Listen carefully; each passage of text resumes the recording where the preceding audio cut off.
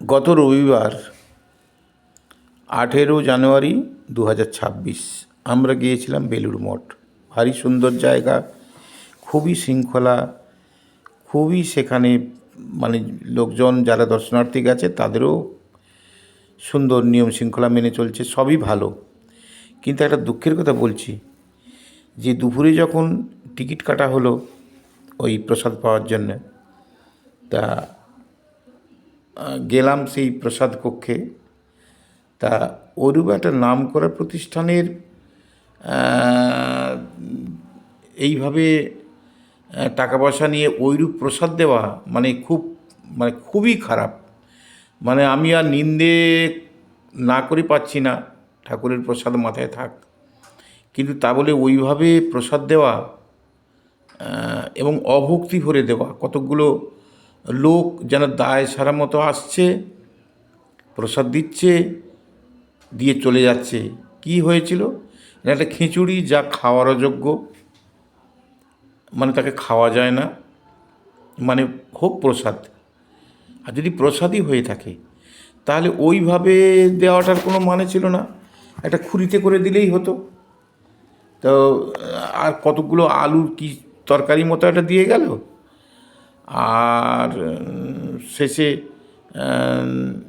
একটু চাটনি দিয়ে গেল, আর সামান্য একটু পায়েস, ব্যাস হয়ে গেল। জানিনি কত টাকার টিকিট, আমাদের যারা নেতা তারাই করেছিল।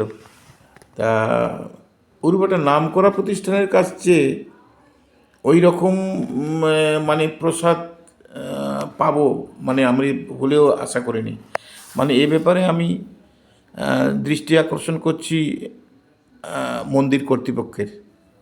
মন্দির রামকৃষ্ণ মিশন যা হেড অফিস হাওড়ায়, বেলুড়, তো তাদের মহারাজরা তো তাদের তো কাউকে আমি দেখতেও পেলাম না,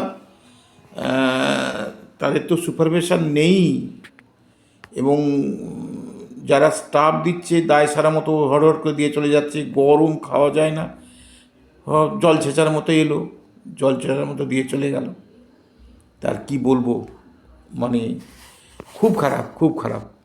এর আমি নিন্দে না করে পাচ্ছি না। আমি মন্দির কর্তৃপক্ষকে বেলুড় মঠের মন্দির কর্তৃপক্ষকে আমি বলবো যে আপনারা অবিলম্বে এই ধরনের প্রসাদ বিতরণ বন্ধ করে দিন।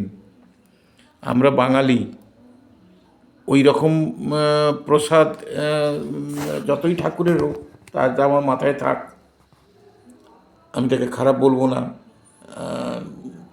তবে মহারাজদের উচিত ছিল লক্ষ্য করা এই ব্যাপারগুলো। জানিনি কি ব্যাপারে যে ওনারা এরকম অবজ্ঞা ভরে আর ওই রকম প্রসাদ বিতরণ করছেন। তাই এটা তো অনেকটা আমার কাছে ব্যবসা বলে মনে হলো। তা সেই জন্যই আমি মন্দির কর্তৃপক্ষকে জানাচ্ছি যে আপনারা দয়া করে ব্যবসাটা বন্ধ করুন, ওই রকম প্রসাদ বিতরণ করবেন না। আর কি বলবো, সারা ভারতবর্ষের তথা সারা বিশ্বের হেড অফিস বেলুড়, তাদের কাছ থেকে এই রকম কাণ্ডজ্ঞানহীন, আমি এক কথা বলবো, কাণ্ডজ্ঞানহীনের মতো করাটা আমি ঠিক পছন্দ করছি না। ঠিক আছে, ভিডিওটা এখানেই রাখছি। সবার দৃষ্টি আকর্ষণ করছি, সবাই ব্যাপারটা লক্ষ্য করুন।